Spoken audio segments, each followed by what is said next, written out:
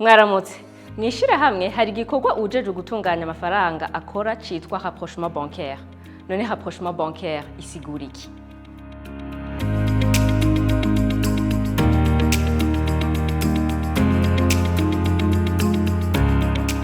Rapprochement bancaire ni igikorwa co gusuzuma yuko amafaranga yanditswe mu bitabo vy'ishirahamwe ahuye nayo ibanki yerekana ku rupapuro rwayo bita relevé bancaire. Rimwe na rimwe uwujejwe itunganywa ry'amafaranga mw'ishirahamwe ashobora gusanga bidahuye.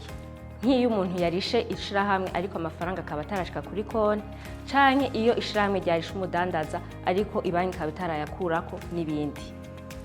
Rapprochement bancaire rero ifasha kumenya ko ivyanditswe mu bitabo vy'ishirahamwe bihuye n'ivyabereye kuri konti y'ibanki kugira ntihabeho kwihenda.